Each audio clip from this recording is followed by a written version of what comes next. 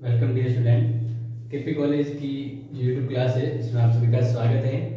और जैसे कि बीए फर्स्ट ईयर के पॉलिटिकल साइंस के जो हम लेसन है वो कंटिन्यू पढ़ रहे हैं। तो अभी जो लेसन पढ़ रहे हैं ये फिफ्थ लेसन है, ठीक है ना। और फिफ्थ लेसन है तो इसमें आपको ध्यान रखना है कि ये स्टार्टिंग से नहीं है, इसके पहले यानी ये जो पार्ट अभी जो मैं पढ़ा रहा हूँ इससे पहले वाला फिफ्थ लेसन का जो चैप्टर था वो मैंने पढ़ा दिया है इससे पहले वाले वीडियो में, ठीक है ना। तो आपको ये ध्यान रखना है कि अगर आप देख रहे हैं तो लोक कल्याणकारी राज्य हैं, इसके बारे में ही ये लेसन है। तो इसके जो अब जो पढ़ा रहा हूँ वो कार्य के बारे में होगा, तो इससे पहले वाले पार्ट को आपको देखना होगा तभी ये पूरा जो लेसन है आपको समझ में आएगा। तो इसका फर्स्ट जो पार्ट है वो आपको ध्यान रखना होगा। नेक्स्ट यहाँ पे हम बात करें नेक्स्ट पार्ट की, तो ध्यान रखना है कि लोक कल्याणकारी राज्य के बारे में पढ़े। तो जैसे आपको मैंने पिछली बार बताया कि लोक कल्याणकारी राज्य कैसा होता है, मतलब इसके हमने उद्देश्य समझे थे। उद्देश्य का मतलब ये कह सकते हैं कि लोक कल्याणकारी राज्य के लक्षण क्या है, ठीक है ना।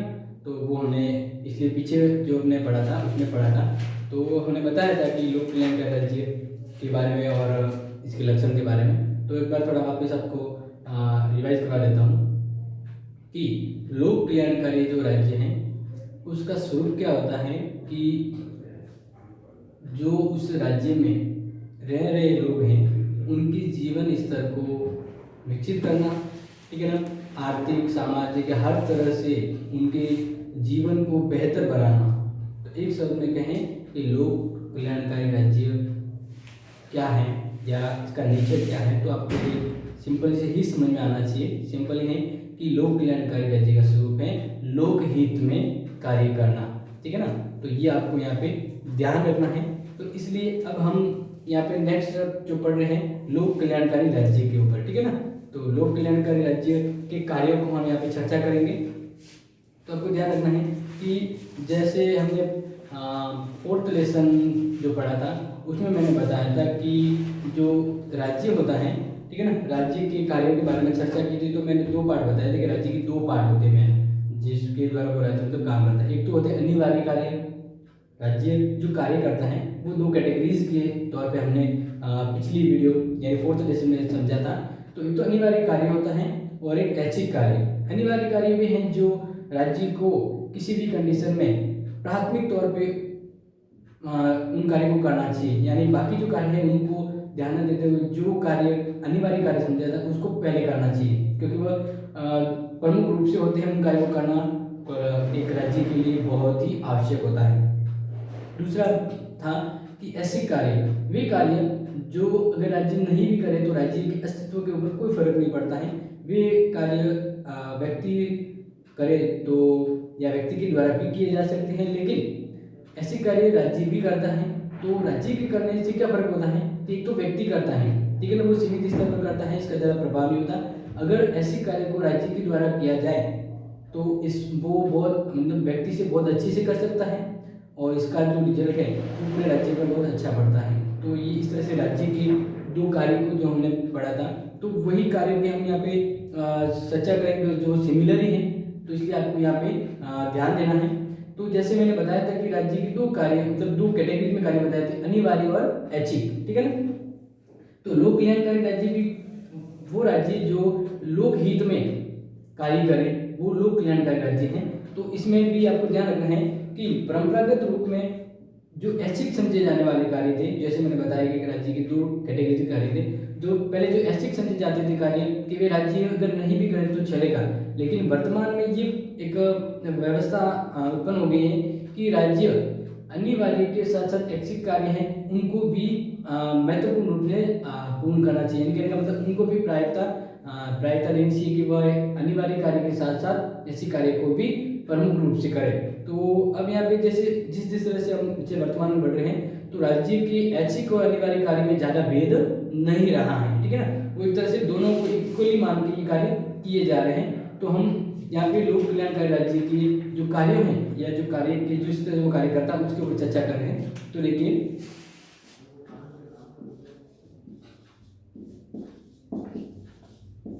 हम कुछ जो कार्य हैं उनके ऊपर चर्चा करेंगे, आपको ध्यान रखना है।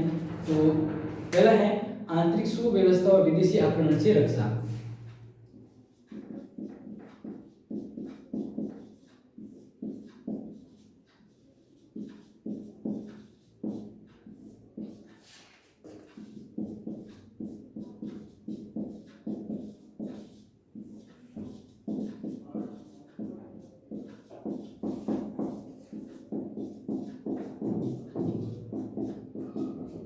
ठीक है ना। तो ये जो है पहला हम यहाँ पे पढ़ रहे हैं कि जो लोक कल्याणकारी राज्य हैं वह जो कार्य करता है उसके ऊपर हम एक लिस्ट बनाए तो क्या क्या कार्य होंगे। तो जैसे मैंने बताया है कि अब वर्तमान में जो पहले ऐच्छिक और अनिवार्य कार्य में विभाजन था राज्य के, वह अभी वर्तमान में दोनों एक ही माने जाते हैं कि ऐसी कार्य क्या है या अनिवार्य क्या है। तो वह राज्य उन दोनों को एक ही मतलब कह सकते हैं व्यू यानी एक ही दृष्टिकोण से उन कार्य को करता है। तो ये जो भेद था वो अब वर्तमान में ऐसा अलग अलग नहीं समझा जाता है। जो ऐच्छिक थे वे कार्य भी अब अनिवार्य माने जा रहे हैं, ठीक है ना।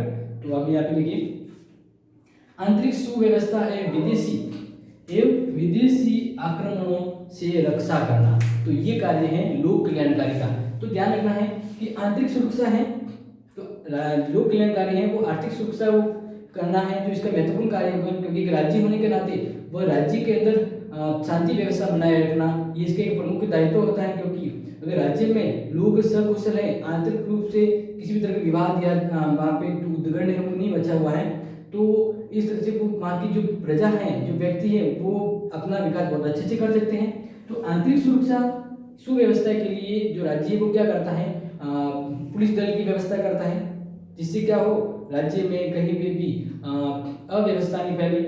और जो जिस तरह से नैतिक जो व्यवस्था है कह सकते हैं कि जो मानव के लिए जो व्यवस्था सही है कोई व्यवस्था वहाँ पे बनाई रहनी मतलब बनी रहनी चाहिए, जिससे क्या होता है जो लोगों का जो जीवन यापन है वो बेहतर तरह से चल सके, ठीक है ना। तो इसके लिए राज्य क्या करता है, आंतरिक सुरक्षा को बनाए रखने के पुलिस दल की व्यवस्था करता है। साथ ही सरकारी कर्मचारी और न्याय की भी व्यवस्था होती है, ठीक है ना। तो ये आपको यहाँ पे एक तरह से ध्यान रखना है कि आंतरिक सुरक्षा कैसे होती है, एक तो पुलिस तैनात होती है, ठीक है ना, दूसरे सरकारी कर्मचारी है,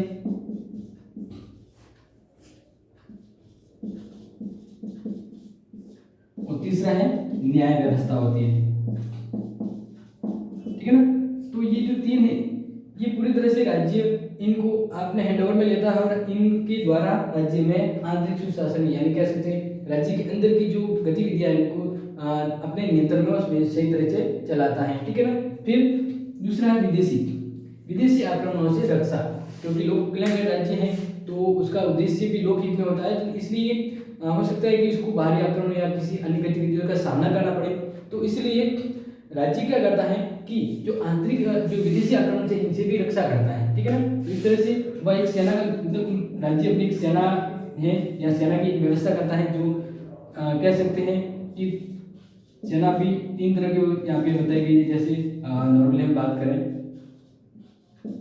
ठीक है ना, तो विदेशी आक्रमण किसी भी तरह से हो सकता है, वायु से हो रहा है तो वायुसेना काम करेगी, थल जमीनी स्थल सेना होगी और जल से लेकर, तो इस तरह से विदेशी आक्रमण से रक्षा करने का कार्य भी लोक कल्याणकारी राज्य के द्वारा किया जाएगा और ये इसका एक महत्वपूर्ण कार्य समझ सकते हैं।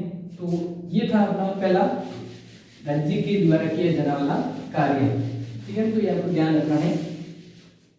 नेक्स्ट हम दूसरा पॉइंट की बात करें कि लोक कल्याणकारी राज्य है वो दूसरा क्या और कार्य है जो उसको करना चाहिए, तो वो ध्यान रखना है व्यक्तियों के पारस्परिक संबंधों की जैसे बात करते हैं,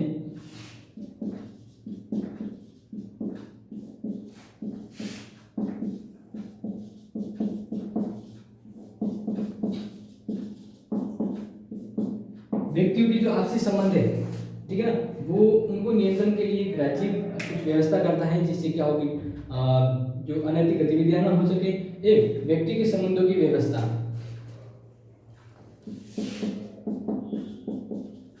राज्य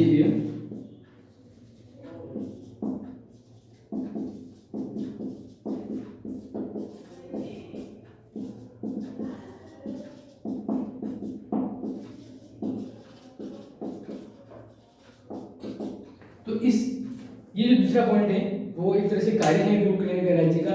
तो इसको इस तरह समझना है कि व्यक्तियों के पारस्परिक संबंध, क्योंकि समाज में जैसे यानी राज्य में व्यक्ति रहते हैं तो इनमें झगड़े होने की संभावना भी रहती है, ठीक है ना। वो भले कोई भी कारण हो तो राज्य क्या करेगा, उनके संबंधों को बेहतर बनाने का प्रयास करेगा, ठीक है ना। जहाँ तक संभव हो वो उनमें नैतिकता के गुण है वो उसमें बढ़ने का प्रयास करेगा।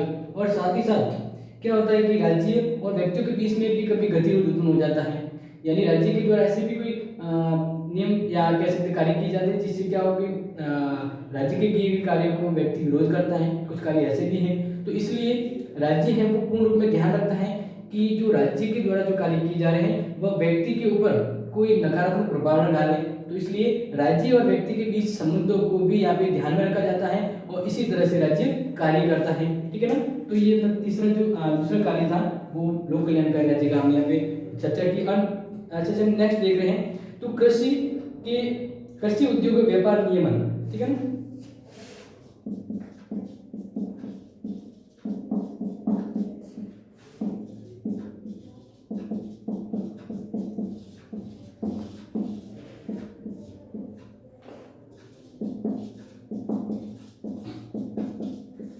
तीसरा अपना जो पॉइंट है वो आपको ध्यान रखना है कि कृषि उद्योग और व्यापार नियमन का मतलब है कि जैसे राज्य के अंदर जो भी कृषि व्यवसाय से संलग्न है, ठीक है ना, कृषि से जुड़ी जो अर्थव्यवस्था है उसको बेहतर करने का प्रयास करेगा। उसके लिए हर संभव राज्य के द्वारा किसानों को सहायता दी जाएगी। लोन वगैरह जो भी है जैसे वर्तमान में देखें तो वो ये दिया जाएगा जिससे क्या हो कि कृषि के व्यापार या कृषि में जो जुड़े हुए लोग हैं वह मतलब अधिक कठिनाइयों का सामना नहीं कर पाए या उनको ज़्यादा प्रॉब्लम फेस नहीं है। उसके लिए राज्य यथासंभव किसानों को सहायता पहुंचाएगा जिससे क्या हो, क्योंकि कृषि एक तरह से प्राथमिक व्यवसाय है तो ये राज्य के लिए, राज्य की अर्थव्यवस्था के लिए फायदेमंद होता है। तो कृषि के क्षेत्र को यहाँ पे ध्यान में रखा जाता है लोक कल्याणकारी राज्य के द्वारा। साथ ही साथ उद्योग और व्यापार इनके नियमन यानी कुछ नियम बनाए जाते हैं जिससे क्या हो व्यापार है वो अनैतिक न हो जाए, कालाबाजारी नहीं हो जाए। तो ये यहाँ पे लोक कल्याणकारी राज्य के द्वारा ये ध्यान रखा जाता है कि इन व्यवस्थाओं ये जो प्रमुख है जिसके द्वारा राज्य की अर्थव्यवस्था इसके ऊपर टिकी होती है तो इन पर नियंत्रण रखना जरूरी होता है। तो राज्य ये काम करता है जिससे क्या हो कालाबाजारी या अव्यवस्था उत्पन्न हो और व्यापार है वो सही रीति से चलता रहे, प्रॉफिटेबल हो और साथ ही साथ डेवलपिंग का काम भी करेगा। कुछ उद्योगों को सहायता भी पहुंचाएगा। ठीक है ना। कुछ सस्ते ब्याज पे मतलब सस्ते कम रेट पे इनको क्या कहते हैं पैसे दिए जाएंगे जिससे क्या हो वो अपने व्यापार को और बढ़ा सके। तो छोटे बड़े जो व्यवसाय होते हैं तो सरकार उनको सपोर्ट करती है जिससे क्या हो राज्य के साथ साथ व्यक्ति का भी विकास हो। तो ये जो कार्य है वो लोक कल्याणकारी जो राज्य है वो इनको प्रमुख रूप से करता है। चौथा जो हम अपेक्षा करते हैं कि लोक कल्याणकारी राज्य है वो और किस तरह के कार्य हैं वो यहाँ पे करना चाहेगा। तो देखिए आर्थिक सुरक्षा संबंधी कार्य है वो लोक कल्याणकारी राज्य के द्वारा किए जाएंगे। आर्थिक सुरक्षा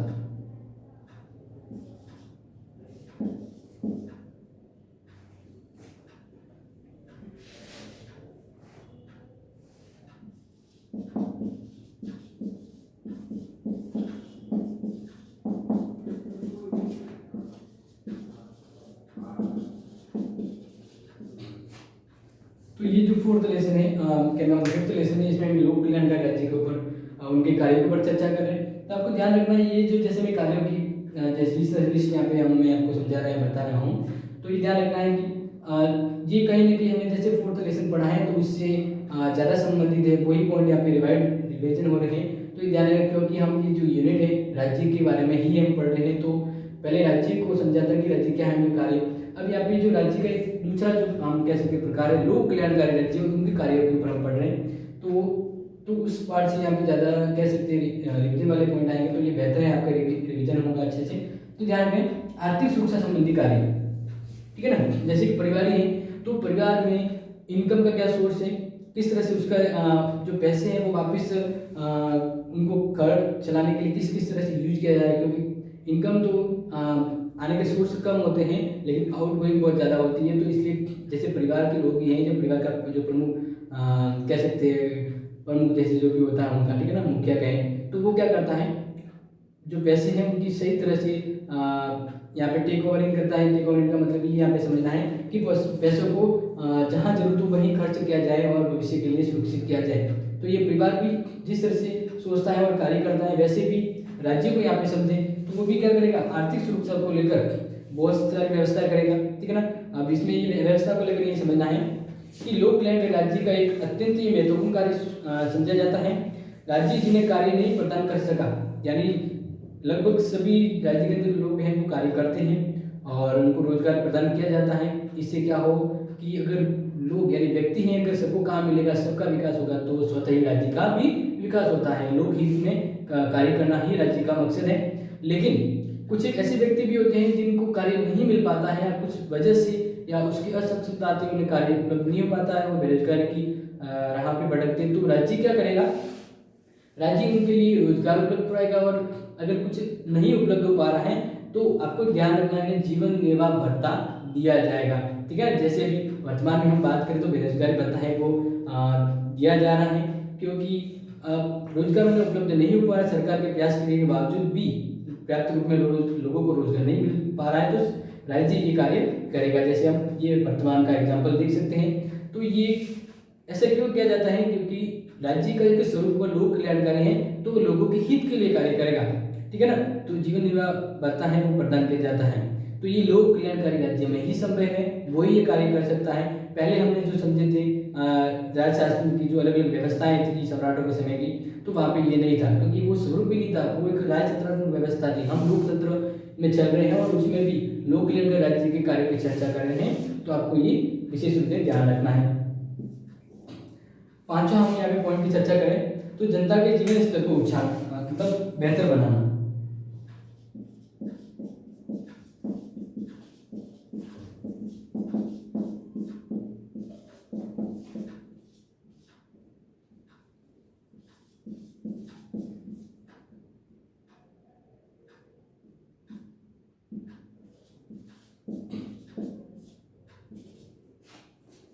तो ये एक तरह से समझ लीजिए कि ये भी एक महत्वपूर्ण ही कार्य है जो लोक कल्याणकारी राज्य के द्वारा निष्पादित यानी कह सकते हैं कार्य किया जाता है। क्योंकि जैसे मैंने सबसे इम्पोर्टेंट पहले बताया था कि लोक कल्याणकारी राज्य का मेन जो उद्देश्य है, या जिसको हम एक अर्थ में समझाएंगे क्या है लोक कल्याणकारी राज्य, तो वो ये है कि वह राज्य जो हमेशा उसका प्रयास या कार्य वह लोगों के हित में हो, यानी लोक कल्याणकारी व्यवस्था बनाने का प्रयास करें। तो वैसे ही यहाँ पे समझे कि जनता के जीवन स्तर को ऊंचा उठाना, ये है जो लोक कल्याणकारी राज्य है, उसका एक नेचर है। यानी वह हमेशा यही प्रयास करेगा ये या उसी प्रकार के कार्य करेगा जिससे क्या हो, वहाँ उस राज्य में जो लोग रहते हैं उनका जीवन स्तर दिन ब दिन ऊंचा उठे, यानी उनकी जीवन रहन सहन की जो प्रक्रिया है, जो सुविधा है वो और बेहतर हो, उनका विकास हो। तो ये प्रयास रहता है लोक कल्याणकारी राज्य का। ठीक है ना। नेक्स्ट देखिए 6 नंबर हम पॉइंट की चर्चा करें तो शिक्षा और स्वास्थ्य संबंधी कार्य।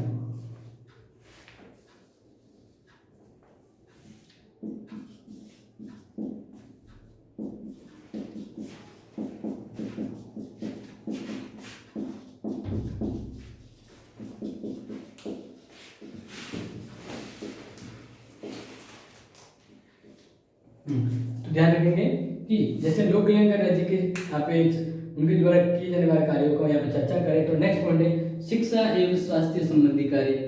क्योंकि ये यहाँ पे लोक कल्याणकारी राज्य को एक तरह से आप अपने ये समझ लीजिए कि परिवार है, तो परिवार का जो राज्य है लोक कल्याणकारी उसको परिवार मानते हैं, तो उसका जो प्रमुख होता है, ठीक है ना, यानी जैसे परिवार का प्रमुख होता है जो मुखिया आप गए, तो वो अपने परिवार के लिए जितना संभव हो बेहतर करने का प्रयास करेगा, ठीक है ना, उनकी हर सुविधा उपलब्ध करवाएगा और वो ऐसे भी कार्य निष्पादित करेगा जिससे उनके परिवार के लिए भविष्य में और अच्छा हो, यानी उनका भविष्य और उज्जवल हो। तो वैसे ही राज्य भी क्या करता है, राज्य लोक कल्याण का राज्य है, वह अपने परिवार यानी अपने राज्य में जो रहने वाले लोग हैं उनके लिए बेहतर से बेहतर करने का प्रयास करता है। तो इसलिए वह शिक्षा या स्वास्थ्य संबंधी अलग अलग कार्य करेगा जिससे क्या हो, उनका जो लोग यानी जो जीवन स्तर है लोगों का वो अच्छा हो। तो इसमें ये आपको ध्यान रखना है जैसे कि 0 से 6 वर्ष मतलब 6 से 14 वर्ष तक के जो बच्चे हैं इनको राज्य के द्वारा निःशुल्क शिक्षा है वो प्रदान की जाती है, ठीक है ना। तो ये जो प्रयास है वो एक तरह से राज्य के अंदर जो शिक्षा प्राप्त नहीं कर पा रहे उनको मोटिवेशन के तौर पे निःशुल्क शिक्षा के माध्यम से शिक्षित किया जा रहा है। तो ये ऐसा किया जाना ये एक तरह से लोक कल्याणकारी राज्य की प्रकृति है, कार्य है, जिससे क्या हो लोग एजुकेशन होंगे, लोग पढ़ेंगे तो वह राज्य के लिए ही अच्छा करेंगे, खुद का भी अच्छा होगा। और साथ ही साथ स्वास्थ्य को लेकर भी बहुत सारी योजनाएं चलाई जाती हैं और बहुत सारी ऐसे कह सकते स्वास्थ्य बीमा है या अलग अलग कुछ जो योजनाएं जिसके माध्यम से उन्हें सहायता दी जाती है। तो ये इस तरह से राज्य और राज्य के लोगों का जीवन स्तर अच्छा हो, तो ये प्रयास लोक कल्याणकारी राज्य के द्वारा हमेशा किया जाता है। नेक्स्ट देखिए यहाँ पे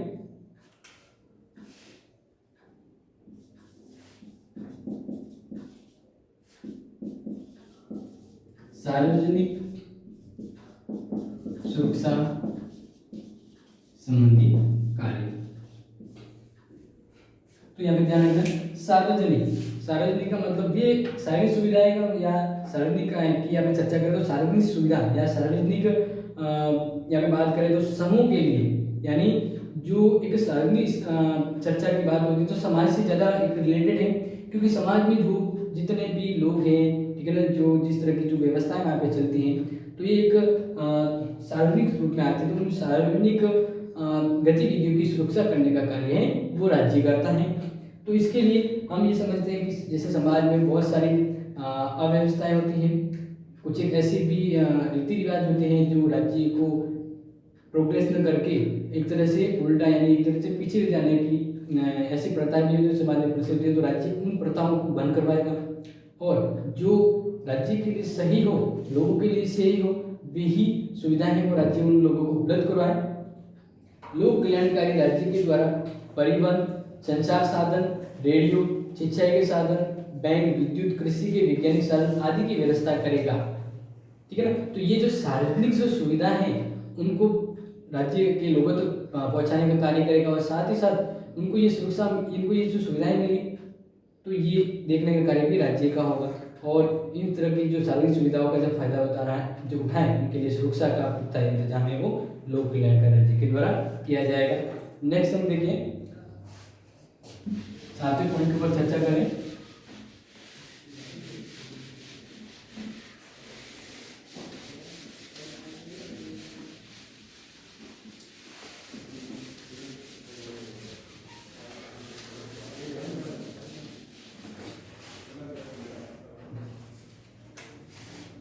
अगला जो पॉइंट है समाज सुधार।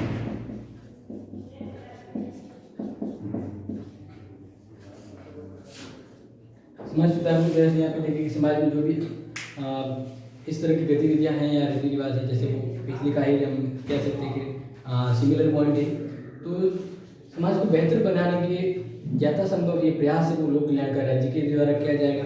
अब इसके लिए आप ये देखिए कि इस दृष्टि से राज्य के द्वारा मद्यपान, बाल विवाह, छुआछूत, जाति प्रथा आदि परंपरागत सामाजिक जो कुरीतियाँ हैं जो समाज को आगे बढ़ने से रोकती हैं, उन कुरीतियों को दूर करने के उपाय किए जाएंगे और ये एक राज्य के होने के नाते उनको ये कार्य किए जाने चाहिए और महत्वपूर्ण रूप से लोक कल्याणकारी राज्य के द्वारा। नेक्स्ट देखिए नंबर नागरिक स्वतंत्रता की व्यवस्था।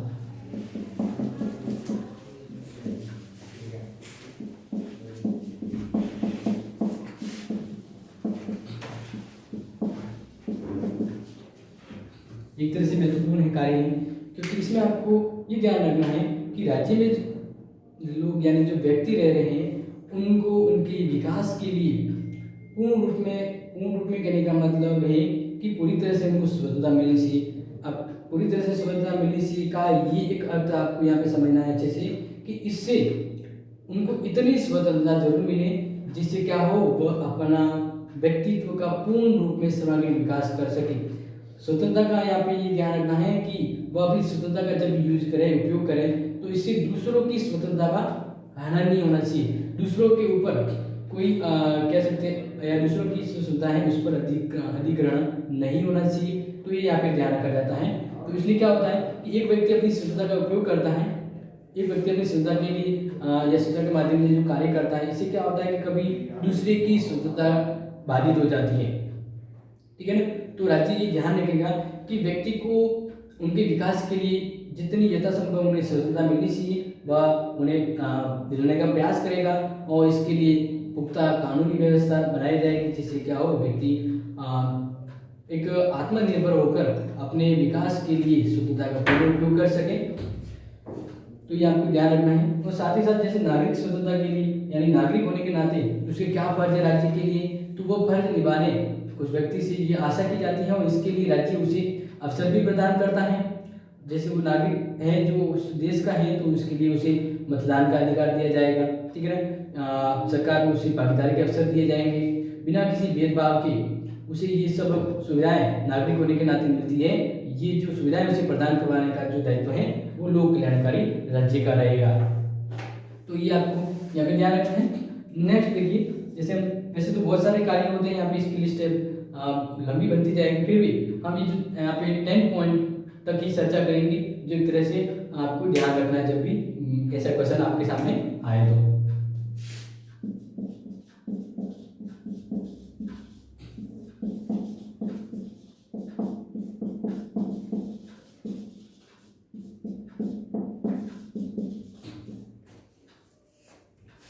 अंतर्राष्ट्रीय सुरक्षा संबंधी कार्य, ठीक है ना। तो ये आपको ध्यान रखना है। यहाँ पे नेक्स्ट, एक लोक कल्याणकारी राज्य के द्वारा अंतर्राष्ट्रीय क्षेत्र के अंतर्गत युद्ध का नहीं वरन अधिकाधिक राज्यों के साथ सद्भावना और सहयोग का मार्ग अपनाया जाना चाहिए, ठीक है ना। तो ये एक तरह से लोक कल्याणकारी राज्य का स्वभाव भी है, क्योंकि वो हमेशा यही चाहेगा कि एक दो या बहुत सारे राज्य है वो मिलकर रहें और साथ ही साथ एक दूसरे का सहयोग करें और खुद का और दूसरों के विकास में सहयोग करें। तो लोक कल्याणकारी राज्य कभी भी ये नहीं चाहेगा कि वह दूसरे राज्यों की सीमाओं को हड़पे या युद्ध करे या युद्ध जैसी नीति अपनाए। तो यह नेचर या ये जो प्रकृति है वो लोक कल्याणकारी राज्य की कतई नहीं रहेगी। तो यहाँ पे आपको ये समझना, अंतर्राष्ट्रीय क्षेत्र में जितना सहयोग और सद्भावना का वातावरण होना चाहिए और जिस तरह से कार्य किए जाने से एक अच्छे अंतर्राष्ट्रीय वातावरण या माहौल को बनाने के लिए, तो वे प्रयासों को लोक कल्याणकारी राज्य के द्वारा किए जाते हैं। तो ये है जो हमने चर्चा की 10 पॉइंट के ऊपर। तो ये लोक कल्याणकारी राज्य के कार्यों की है, तो आपको इसे ध्यान रखना है। नेक्स्ट हम देखिए जो पढ़ रहे हैं कि लोक कल्याणकारी राज्य के कार्यों के ऊपर चर्चा की, उसके लक्षण को हमने देखे हैं। तो यहाँ पर नेक्स्ट देखना है कि अब लक्षण यानी उद्देश्य और हम कार्यों की चर्चा की, तो अब ये देखें कि इसका मूल्यांकन कि लोक कल्याणकारी जो राज्य हैं वो कितना सफल हैं वर्तमान की शासन व्यवस्था में। क्या ये व्यवस्था लोक कल्याणकारी व्यवस्था है वह एक सबसे, जितने भी शासन व्यवस्था है उससे सबसे अच्छी है, एक अच्छा राज्य है। तो इसके ऊपर हम चर्चा करेंगे, इसका मूल्यांकन करेंगे। मूल्यांकन का मतलब ये कि इसकी पक्ष और विपक्ष दोनों की चर्चा यहाँ पे करेंगे।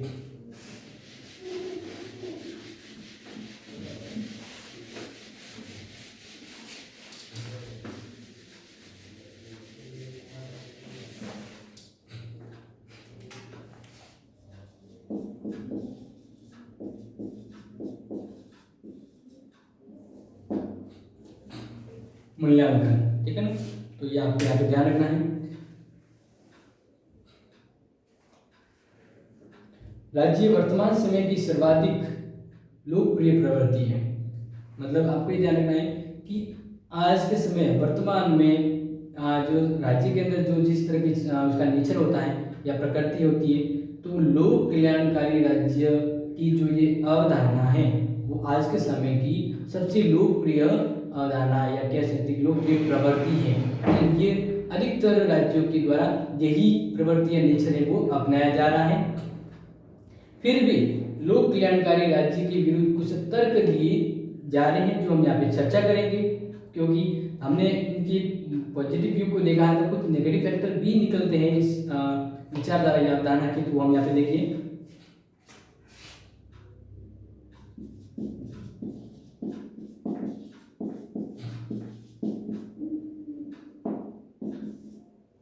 हमें विपक्ष में तर्क यानी कह सकते हैं इसकी आलोचना का, आलोचना के कुछ पॉइंट के ऊपर चर्चा करेंगे।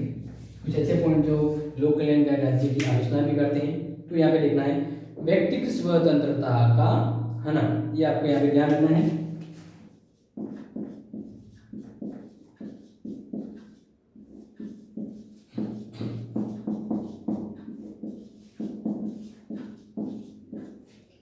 तो ये एक तरह से आलोचना का एक पॉइंट है वो ऐसे सही भी लग रहा है विपक्ष में इन्होंने जो तर्क दिया है।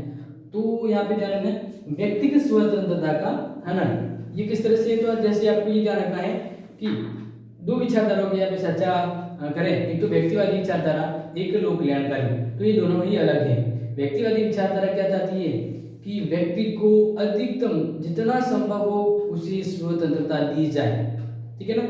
लेकिन लोक कल्याणकारी राज्य कहता है कि व्यक्ति को उतनी ही स्वतंत्रता उपलब्ध होनी चाहिए या प्राप्त होनी चाहिए जितनी उसे अपने व्यक्तित्व के विकास के लिए आवश्यक हो, अन्यथा वह कह सकते हैं कि अव्यवस्था हो गिर जाता है। तो ये लोक कल्याणकारी राज्य कहता है कि व्यक्ति को सीमित स्वतंत्रता दी जानी चाहिए, जबकि इस पॉइंट की हम यहाँ पे देखें तो एक तरह से ये पॉइंट है यहाँ पे लोक कल्याणकारी राज्य के ऊपर ये कह रहा है कि लोक कल्याणकारी राज्य है वो उसको बहुत ज्यादा अगर काम करने के अवसर प्राप्त हो, यानी उसको व्यक्ति से ज्यादा कार्य करने दिया जाए, तो वो क्या करेगा, धीरे धीरे व्यक्ति के जो स्वतंत्रता के कुछ क्षेत्र हैं वो भी अधिग्रहण कर सकता है। यानी इसको एक बार और देख लीजिए, व्यक्तिवादियों का ये कहना है कि लोक कल्याणकारी राज्य की प्रवृत्ति, यानी कोई राज्य अगर वो लोक कल्याणकारी का जो नेचर है, जो गुण है, अगर वो अपना ले तो राज्य के कार्य बहुत अधिक बढ़ जाते हैं। राज्य है वह उसके क्षेत्र में आने वाले अधिक से अधिक कार्य करना चाहेगा, तो स्वभावतः इसका रिजल्ट क्या होगा कि राज्य की शक्ति में वृद्धि होगी, और राज्य की शक्ति में अगर वृद्धि होगी तो यह एक तरह से क्या होगा कि वो राज्य अति शक्तिशाली हो जाएगा, और इस वजह से व्यक्तिगत स्वतंत्रता का हनन होने की संभावना रहती है। ठीक है ना। तो यहाँ पे एक तरह से हम कुछ पॉइंट को यहाँ पे देख ले तो इस पॉइंट बहुत अच्छे समझ में आ जाएगा। तो देख लीजिए,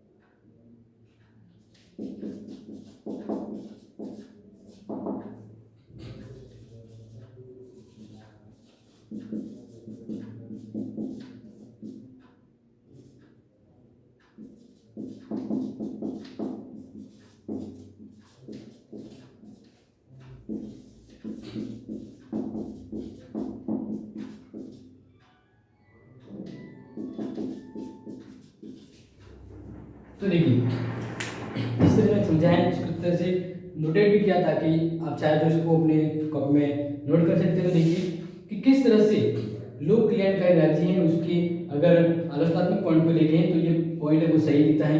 व्यक्ति स्वतंत्रता का हनन तो देखना है कि लोक कल्याणकारी प्रवृत्ति यानी अच्छा नेचर को एक राज्य अपनाता है लोगों के हित का कार्य करने का, तो इससे क्या होगा कि राज्य को बहुत अधिक कार्य करने पड़ेंगे लोकहित के लिए, उसके अधिक से अधिक जितना संभव हो उसे और ज्यादा कार्य करने के क्षेत्र उसे दिए जाए। तो इससे फिर क्या होगा कि उसकी कार्य ज्यादा करने से उसके कार्य क्षेत्र में भी वृद्धि होगी और साथ ही साथ उसकी शक्ति में भी वृद्धि होगी। वह व्यक्तिवादी की जो स्वतंत्रता है उससे ज्यादा उसे स्वतंत्रता मिल जाएगी, यानी कह सकते हैं कि ज्यादा कार्य करने से उसके कार्यों में वृद्धि होगी और साथ ही साथ उसकी राज्य की जो कार्य करने की जो शक्ति है और राज्य की शक्ति उसमें भी वृद्धि होती है। तो इससे क्या होगा, व्यक्ति की स्वतंत्रता का हनन होने की संभावना रहती है। फिर वो क्या करेगा, धीरे धीरे उसका कार्य बढ़ता जाता है तो व्यक्ति को जो स्वतंत्रता होती है उसके ऊपर भी धीरे धीरे वो प्रतिबंध लगाएगा और वो ये चाहेगा कि व्यक्ति को बहुत कम कार्य मतलब बहुत ही कम सीमा है वो या बहुत ही कम क्षेत्र तक उसको कार्य करने की सीमा है उसको यहाँ तक उसको कार्य करने दिया जाए, उससे ज़्यादा है वो कार्य व्यक्ति न करे। तो अधिक से अधिक कार्य अगर राज्य करता है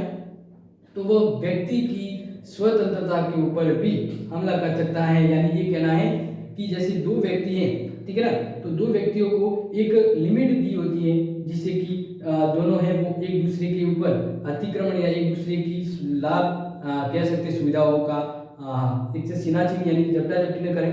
तो अब जैसे मैंने एग्जाम्पल दिया कि दो व्यक्ति हैं वो अपनी बाउंड्री लाइन के अंदर ही काम करें, ठीक है ना, एक तरह से कह सकते व्यक्तिवादी है, एक तरह से एक राज्य जो लोक कल्याणकारी है।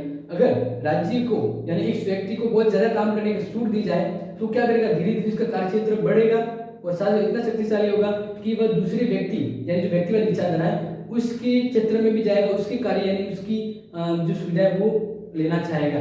तो इससे क्या होगा, उसके जो अधिकार थे जो स्वतंत्रता थी वो धीरे धीरे कम होने लगती है। तो ये यहाँ पे भी है, ठीक है ना। तो ये पॉइंट कह रहा है कि व्यक्ति को ज्यादा कार्य दिए जाने से क्या होता है, व्यक्तिवादी ये कहते हैं कि इससे व्यक्तिगत स्वतंत्रता होती है वो कम होने लगती है, उसकी स्वतंत्रता है उसका हनन होता है, कमी होती है उसमें। तो ये आपको इस तरह से ध्यान रखना है। दूसरा हम यहाँ पे विपक्ष यानी जो इसके आलोचनात्मक पॉइंट को देखें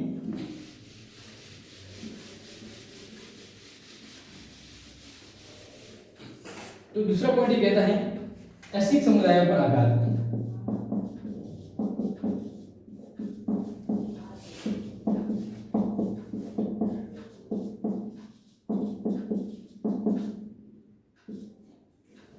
ठीक है ना, तो ये आप ध्यान रखना है कि ऐच्छिक समुदायों पर आघात किस तरह से होगा।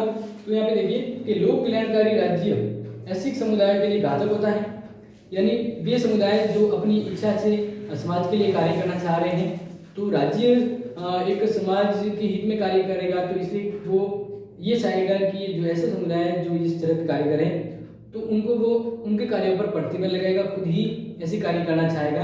तो इससे क्या होगा, जो ऐच्छिक समुदाय जो अपने स्वभाव से अपनी इच्छा से कार्य करना चाहते हैं तो राज्य उनके कार्यों पर या उनकी कह सकते हैं उनकी जो कार्य करने की क्षमता है उस पर आघात लगाएगा।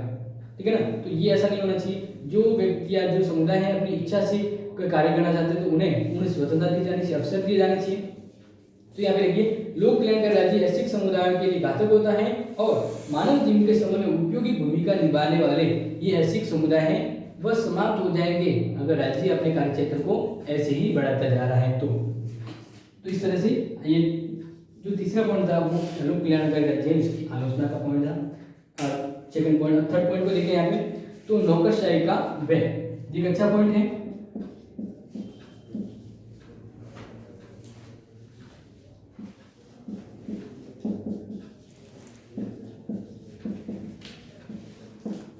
ठीक है ना, नौकरशाही का व्यय, तो ये किस तरह से आपको ये ध्यान रखना है कि नौकरशाही क्या, यानी जो राज्य है उसमें जो सरकारी कर्मचारी होते हैं, ठीक है ना, तो वे सरकारी कार्य करते हैं, इसलिए उनको नौकरशाही का यहाँ पे कह सकते हैं नाम दिया गया है। तो अब यहाँ पे आपको ध्यान रखना है कि जो लोक कल्याणकारी राज्य है वह राज्य में उसके कार्य क्षेत्र का विस्तार होगा तो अधिक से अधिक कार्य करेगा, तो इसके लिए उसे नौकरशाहों की ज़्यादा जरूरत होगी, तो वह ज़्यादा से ज़्यादा नौकरशाहों का या कैसे समुदाय बनाएगा, यानी एक तरह से उनकी भर्ती ज़्यादा होगी।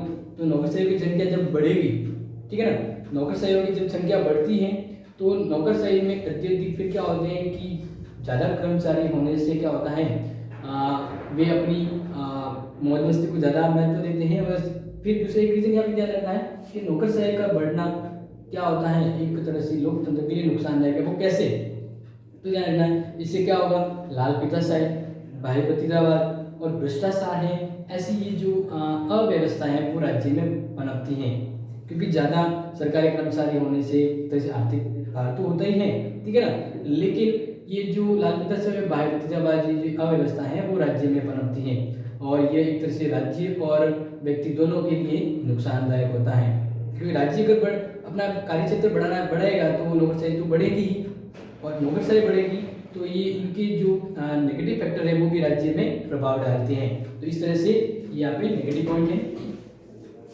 फोर्थ पॉइंट को यहाँ पे देखें, अत्यधिक खर्चीला।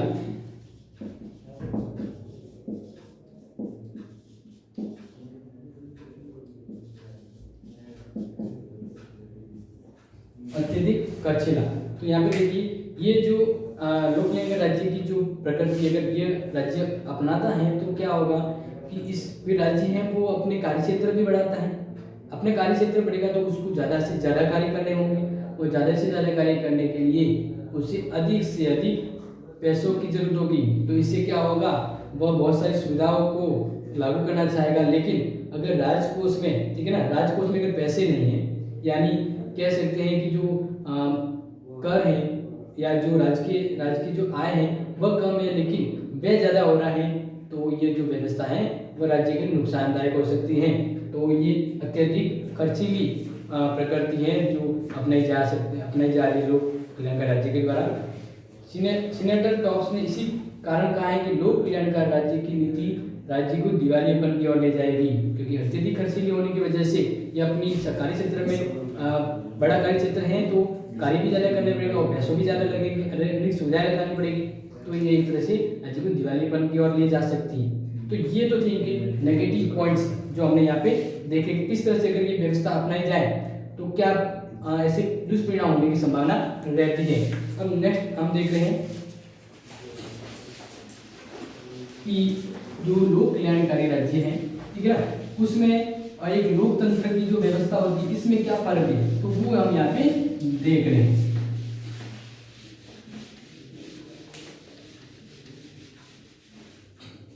तो वो यहाँ पे देखिए, तो वो यहाँ पे आपको ध्यान रखना है कि जो लोक कल्याणकारी जो व्यवस्था है जिसको हम यहाँ पे देख रहे हैं, एक मिनट के लिए,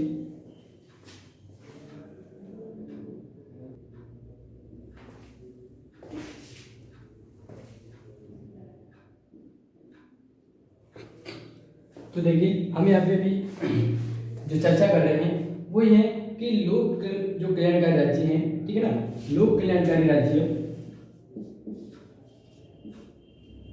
और लोकतंत्र के ऊपर।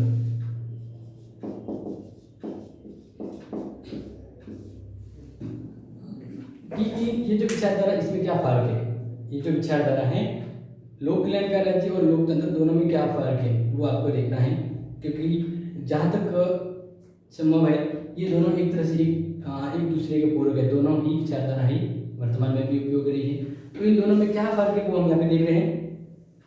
लोकतंत्र अधिक व्यक्तिगत स्वतंत्रता पर बल देता है, ठीक है ना। जैसे हम यहाँ पे इसके दोनों की डिबेट देखें तो लोकतंत्र है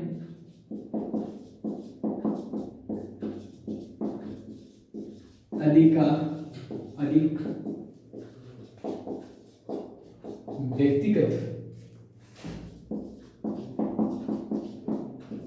व्यक्तिगत स्वतंत्रता पर बल देता है, ठीक है, जबकि यह व्यक्ति की सीमित स्वतंत्रता को महत्व देता है।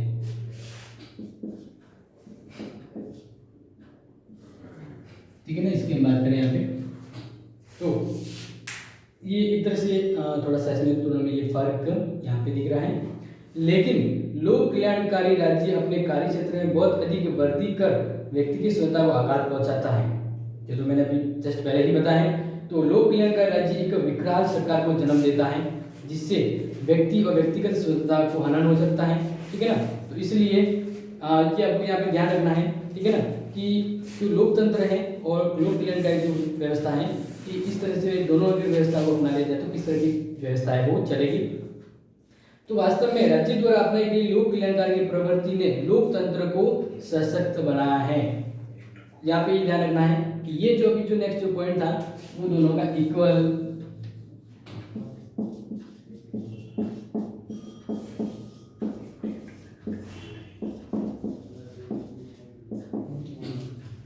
अभी आप जस्ट देख रहे हो आगे कि दोनों एक तरह से एक दूसरे का सहयोग करते हुए एक और बेहतर व्यवस्था को ला सकते हैं। तो वो यहाँ पे देखना है, वास्तव में राज्य द्वारा अपनाई गई लोक कल्याणकारी की प्रवृत्ति, राज्य जो लोक कल्याणकारी की प्रवृत्तियां जो नेचर अपनाता है तो लोकतंत्र को सशक्तता मिलेगी।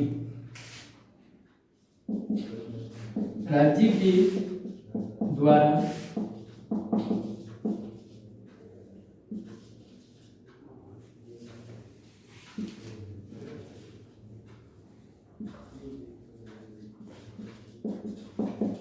लोक कल्याणकारी प्रवृत्ति अपनाने से लोकतंत्र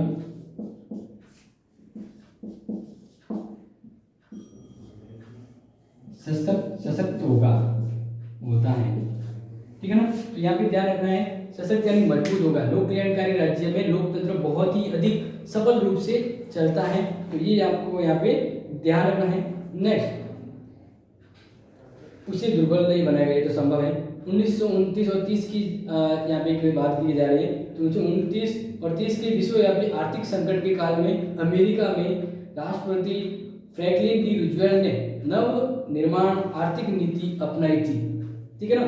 तो उसके तहत उन्होंने क्या कि एक बड़ा आर्थिक संकट आया था उसको टाला था। तो यहाँ पे ध्यान रखना है कि लोक कल्याणकारी प्रवृत्ति अगर कोई राज्य अपनाता है तो इससे लोकतंत्र और बेहतर बनता है, संभावना और अच्छी होती है। ठीक है ना। तो जहां तक भारत की बात करें, क्योंकि भारत भी एक लोकतंत्र है और यहाँ पे हर राज्य एक लोक कल्याणकारी राज्य होना चाहिए, वैसी ही प्रवृत्ति, वैसा ही नेचर अपना रहा है, क्योंकि भारतीय लोकतंत्र होने से संभावना ही हो मतलब संभावना होती है कि वो ऐसा ही कार्य करे। तो जहाँ तक भारत, ठीक है ना, एशिया महाद्वीप के अंदर जो बात करें, यहाँ पे बात करें और दक्षिण अफ्रीका, साथ ही साथ और भी ऐसे लोग यानी कह सकते नए नए लोकतंत्र वाले देश हैं जो बने हैं, यानी लोकतांत्रिक, जहाँ पे मैं ये कहना चाहूँगा कि भारत जैसे देश, ठीक है ना, जहाँ पर शासन का कौन सा रूप संचालित है, लोकतंत्रीय, ठीक है ना। तो भारत जैसे अनेक देश है जिसमें लोकतंत्री शासन व्यवस्था विद्यमान है। तो यहाँ पे ध्यान रखना है कि उनके द्वारा लोक कल्याणकारी नेचर ही अपनाया जा रहा है, उनके जो राज्य हैं वो यही अपना रहे हैं। तो ये आपको ध्यान रखना है कि लोकतंत्र और लोक कल्याणकारी राज्य हैं वह एक तरह से क्या है, एक दूसरे के पूरक हैं, क्योंकि लोकतंत्र शासन व्यवस्था है वह बहुत अच्छी बनेगी अगर राज्य का नेचर, प्रकृति कैसी हो, लोक कल्याणकारी हो। ठीक है ना। तो यहाँ पे ये आपको ध्यान रखना है।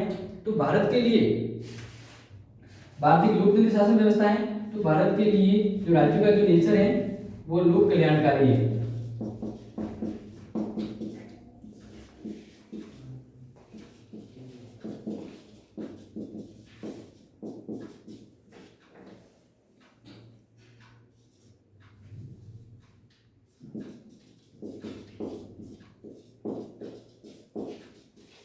सही है।